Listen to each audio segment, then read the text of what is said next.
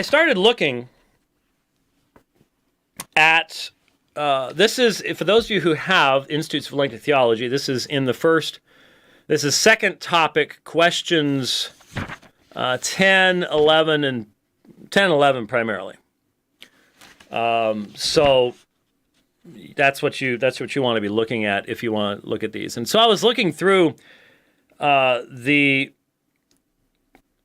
questions that are given here, and I found it rather fascinating because I don't care where you read in Turretin, the man was just brilliant. And one of the things I think we can learn from our topic today is to once again challenge the sad misapprehension of many regarding church history.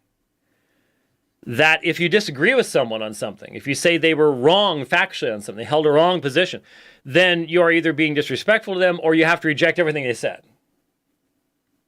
And, you know, a lot of people just really struggle when I, last week, pointed people to watch first the BBC version, Martin Luther Heretic, right at an hour long. It's available on YouTube. And then, and only then, watch The Radicals, which is also available on YouTube. And if you watch those two films, you're going to be conflicted. You're going to be conflicted because of the fact that the one presents Luther standing before the powers of his day, seeking to do what was right before God, and risking his life to do so. In a matter of years, being willing to use that very same power of government against other people who disagreed with him on very similar issues. This is the issue of sacralism. It's a really important issue. It's an important issue today. It's an issue that theonomists have to talk about and think about. And so the point being, I can tell people that I have tremendous respect for Calvin and that I read Calvin's Bible commentaries all the time and that they're extremely useful. And you know, the Institutes of the Christian Religion is just monument in Christian history to clarity of thought and expression and depth and all that kind of stuff. And at the same time recognize he would have minimally had me banished from Geneva. No question about it. And Zwingli, I might have gotten my third baptism from Zwingli, which means being drowned from the bridge there in Zurich. So for a lot of folks, you can't put those two things together. If you can't, you will not be able to study church history. And you will not be able to deal with the reality of the history of what God has done amongst his people and the fact that we live in a fallen world. So I can deeply appreciate Turretin and go, wrong. And as I look at this discussion, I'm gonna let you in on a little secret here, but we have to keep it amongst ourselves, okay? So we have a special filter right now we're gonna put on the feed, and only truly reformed people are gonna be able to hear what I say, and everybody else will actually only hear me speaking in Klingon. It's a cool filter, and of course I helped to design it because that's why it uses Klingon. Who else would have thought of that? Here's the inside story. Why did you go to the wide shot there? Wait, are you making it dark now? What? Oh, you installed the filter. Oh, okay, all right. But it would help if we were closer because I'm trying to whisper to people. So you need to turn the lights back on. Here's the scoop. I think if we're honest with ourselves, some of our Reformed forefathers might have been wrong about a few things. And part of the reason why some of them might have been wrong about a few things is because they overreacted to the people that they were arguing with. Now Rich is using this as an opportunity to play with toys. Okay? And he's completely ruining the whole point of what I was trying to do here, actually. He's just having fun playing with things in the other room. That having passed by, little face palm there. I think that some of our forefathers might have overreacted to Roman Catholicism. It's understandable. In fact, if you study church history at all, if you go back and you read some of the early church fathers, if you read, for example, Irenaeus was arguing against what? Well, and against heresies, he was arguing against Gnosticism. Sometimes you read his arguments and you just go, really? I mean, like there's that one argument that he comes up with where he says it's apostolic tradition that Jesus was more than 50 when he died as an argument against Gnosticism. And we all go, yeah, that didn't come from the apostles. That's the earliest form. That's the earliest reference, by the way, to apostolic tradition in patristic writings. And it's something no one believes actually went back to the apostles, which I always find extremely useful to point out. But Irenaeus overreacted to Gnostics. And some of our Reformed forefathers overreacted to Rome. And I'm going to get in a lot of trouble. I'm going to get a lot of trouble here. But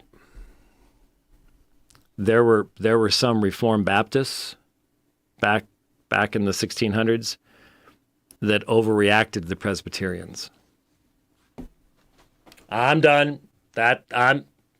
He's out of there. Never going to speak at a Reformed Baptist church again. Yeah, I think that happened because all of us, and actually this is nothing new because any one of you, I remember I first gave my talk on Augustine and the influence of the Donatist and Pelagian controversies on Augustine and his exegesis in the 1990s. So I've been talking about this for at least 20 years. But we are all the product of the conflicts that we engage in. And the reality is that when you're playing tug of war, there's no balance in tug of war. Okay? That's why when someone lets go of the rope, you all end up, that's actually something you might try doing. Everybody else on the other side falls down. If you grab the rope fast enough, you can win. So that's one of the tricks that you would use. It only generally works once, but anyway, because you're not balanced. And so everybody ends up with imbalances. And I think I've got one certain thing in mind amongst Reformed Baptists. Seems like they just were out of balance in responding to Presbyterians. I think New Covenant theology, for many people, is an imbalanced response to Presbyterianism. And by the way, Presbyterians did the same thing in reverse. Not so much because they actually knew what Baptists believe, but because they just refused to listen to what we believe in the first place. That's another issue. Anyway, so I think some of the Reformation writers, after, especially getting into the 17th century, once the Jesuits really started growing and establishing schools and the Counter-Reformation's in full swing, what did they do? They attacked the Scriptures. Now, the funny thing is, The approach of their attack in the 17th century has been abandoned by Rome today. They've just given up on it. The fact that Rome uses the same Greek text that all the rest of us use, well, other than Ecclesiastical Text, folks, demonstrates they Vulgate, not so much for Sixtus and all that stuff. They gave up on it. It's not that didn't work. But Turretin's writing in the middle of this time period. He's writing when the papists, as he likes to say, are attacking the Reform's ability to use Scripture on the basis of uncertainty about the text itself, as if Rome could give you certainty about the text. Rome couldn't give you certainty about the text. But that was the point of attack. And I think some of the things we're going to look at here illustrate that imbalance on Turretin's part. And it's an imbalance that is fully understandable historically speaking, but is no longer relevant. And we have to go, he was wrong about that. And here's why. Now, if we just refuse to utilize the huge amount of data that is now available to us, over 5,800 portions of the New Testament in Greek, cataloged and available now. We just talked last week about two new small but important fragments, Papyri 132 and Papyrus 132 and 133. I guess it'd be papyri if I just put 132 and 133. Anyway, yeah, that's do we say these things are irrelevant? Do we just ignore them? Can't. So I was looking through, and on it's page 111 of the printed edition. Like I said, this is question 10, number 21. Here's what Turretin writes. There is no corruption in the Greek text of 1 Corinthians 15:47, but only in the Vulgate. The latter omits the word kurios, which here refers to Christ, to make it evident that the Lord is Jehovah, not a mere man. Thus, the antithesis of the first and second Adam becomes much stronger. The first man is of the earth, earthy. The second man is the Lord from heaven. And so, naturally, I go, all right, let's take a look at that and see if that's the case. And so I believe I am sending over to you accordance at 1 Corinthians 15:47. You got that? All right. Now, here is the textual variant right there. That little mark right there. It is indicating the next word. Here you have ha deuteros anthropos, the earth of the dust, of the earth, earthly. The second man from heaven. And so Turretin said that there's no corruption of the Greek text, that it's kurios. No one's going to be able to see that. We're going to have to keep that up for now. There we go. That it is, and he would have had this reading right here, anthropos hakurios. And why do I say that? Because of this right here. This is the majority text symbol, and that means that it's anthropos hakurios, the second man, the Lord from heaven, in the corrected hand of Codex Sinaiticus, Codex Alexandrinus, the first correction of Beze Cantabrigiensis, KLP Psi, these including it's interestingly enough, the marginal reading of 1739 and the main reading of 1881. It is the majority text reading and in the Syriac. P46 stands alone, interestingly enough, P46 being the earliest collection we have of Paul's writings, as anthropos pneumatikos, so spiritual man, probably hearkening back to verse 46 and so on and so forth. So that's interesting. Only hakurios is read by 630 and at least what we know of Marcion. And then the text, which is just anthropos without hakurios, is the original Sinaiticus, which of course had not been discovered in the days of Turretin. But B was known. C, the original reading of D, F, G, 1175, the original 1739.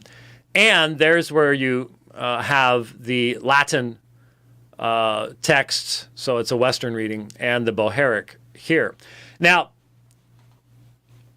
it's interesting that I point to B here, Codex Vaticanus, because of the fact that it was known, and as far back as the early 1520s, Erasmus had written to his friend Bombasius in Rome to actually look at Codex B at 1 John 5:7, which we're going to talk about here a little bit later on.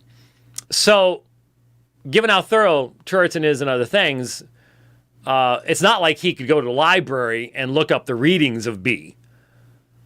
And maybe things were such that he didn't have any friends in Rome, as Erasmus did. Remember, Erasmus is a Roman Catholic priest. So, but he obviously just didn't have access to these things. So what you have here then is you have the two earliest codices outside of the papyri.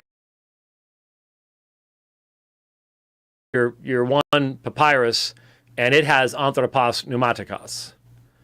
So you have the two earliest, both having simply Anthropos as their reading. So you can go ahead and minimize that now. So when you read the statement that there is no corruption in the Greek text of 1 Corinthians 15:47, what do you do now when the facts become the facts? When you can put that on the screen and go, actually, there are a number of Greek manuscripts that do not have that, and they happen to be the earliest Greek manuscripts that do not have that particular reading. Now, I think where people struggle a little bit is the fact that, as he argues, he says, well, hey,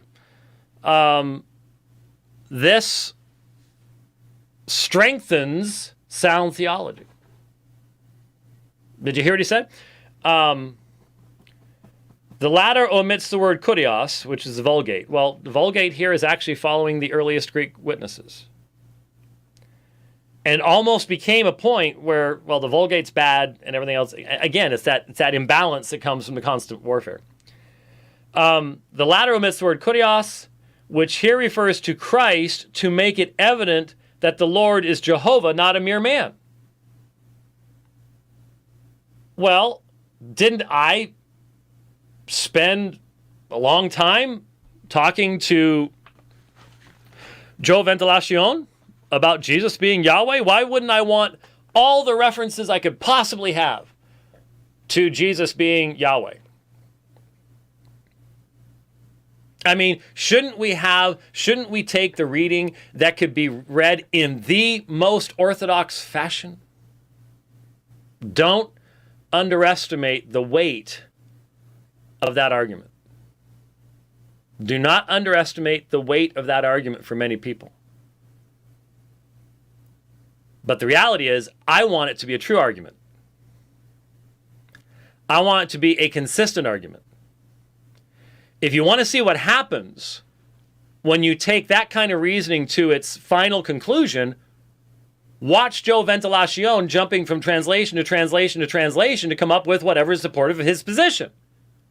You can't do that. And you don't get to take your position and determine the reading of Scripture based upon your position.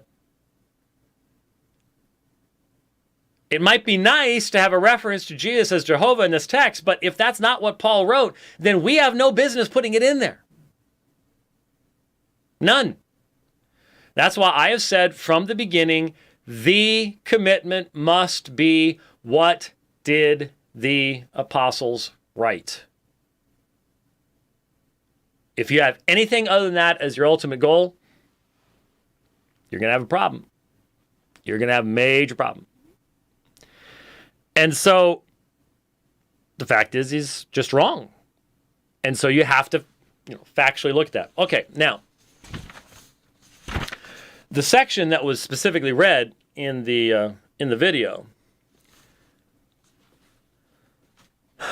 is question 11, paragraph 10. There is no truth in the assertion that the Hebrew edition of the Old Testament and the Greek edition of the New Testament are said to be mutilated, nor can the arguments used by our opponents prove it. Not the history of the adulteress, John 8, 1 through 11. For although it is lacking the Syriac version, it is found in all the Greek manuscripts. That's a factual error. He probably wasn't aware of it, but it's factual error.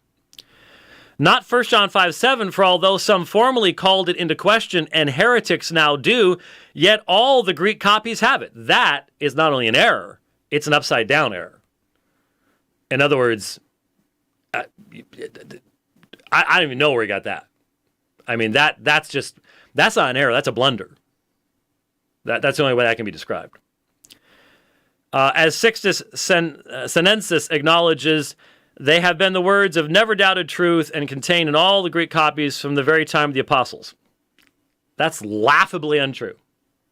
It's just laughably untrue. Not Mark 16, which may have been wanting in several copies in the time of Jerome, as he asserts, but now it occurs in all, even the Syriac version, and is clearly necessary to complete the history of the resurrection of Christ. So, Brother Truelove's point was, well, see, for Turretin, it's the pericope adulterae, the comma Johannium, and the longer ending of Mark. And that's exactly where the ecclesiastical text differs from, well, again, what is the ecclesiastical text? Who knows? It's not the Byzantine text platform, so evidently that's not the ecclesiastical text anymore. Because immediately, again, anyone who uses the Byzantine platform is going to reject what he said about the comma Johannium, because it's just false. It is untrue on a factual level. I can give you a list of all of the manuscripts that contain the comma Johannium. They're all after the 14th century. Most of them have things written in the margin in a 16th, 17th century hand. It is a massively late edition, and nothing before the 14th century in a manuscript contains that text. And it's also untrue what is said about the others. It's in all the Greek texts. Here's what we discover when we look at something like this. On the comma, I don't know how Turretin got that far off, but on the other two, I can at least understand how he came to the conclusions that he did. I get it. But what do we do now? What do we do in a day where we have all of this information available to us? Do we just close our eyes to it? Call it some type of modern conspiracy? Or do we have to examine even the people that we have great respect for from the past in the light of the reality that we now face today? I do not believe that it is a Christian, it's a characteristic of sound Christian theology to close your eyes to factual evidence in regards to the claims of the Christian faith, even regards to the claims of the Christian faith in regard to the scriptures themselves. As Dan Wallace has said many times, there are many people who are willing to trade the truth for certainty. There are many people willing to trade the truth for certainty.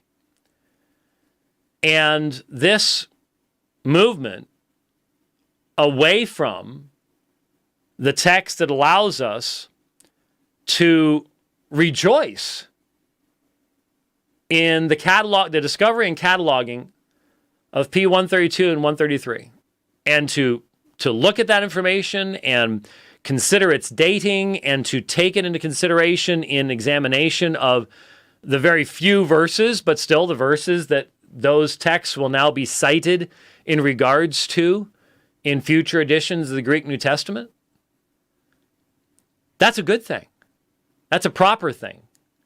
That's an appropriate thing. It's being accepting of the great gifts that God has given us in being able to give an answer to those who question the validity of the transmission of the text of the New Testament. Ignoring those things or saying that those things, I hear people say, well, if God wanted us to have that stuff, then we would have had it all along. Especially someone who calls themselves an ecclesiastical text advocate. I'm sorry, but it seems like some of these people have the view that the church has only existed since the Reformation. Because I can go back to these early manuscripts.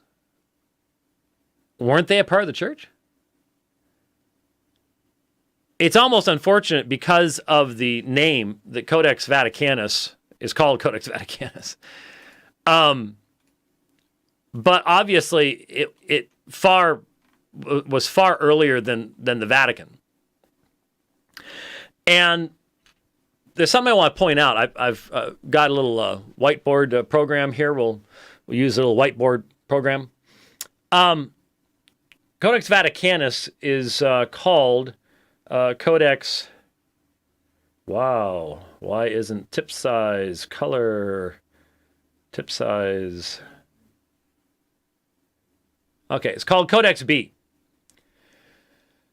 Now, we have another manuscript, which is earlier. Now, we date B to between 325 and 350. We have another manuscript, an important papyri manuscript, called P75. All right? It's a Gospels manuscript with Luke and John. And it's around 175. So it's about 150 years earlier than B.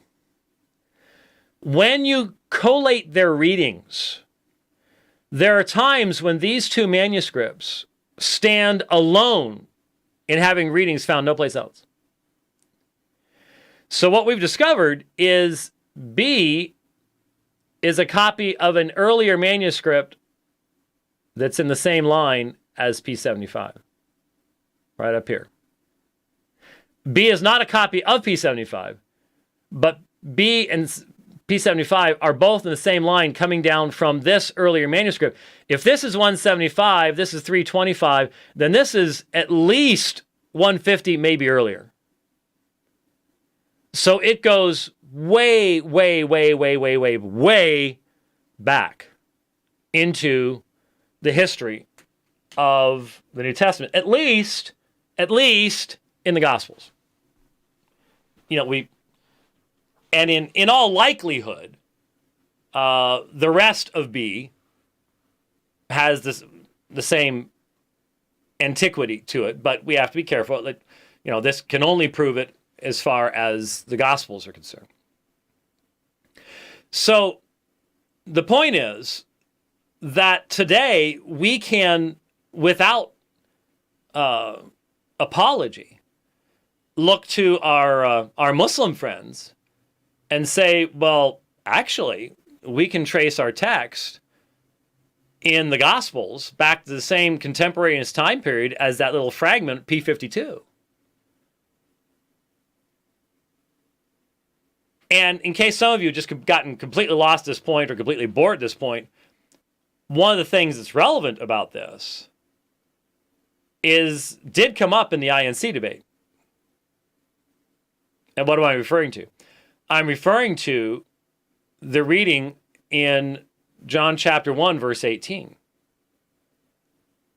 Because John 1:18, the use of theos there, is found in both Aleph and B, and both P66 and P75, which are our two earliest, not including P52 because it's only a fragment of a couple of verses, but our two earliest manuscripts, almost complete manuscripts, of the Gospel of John.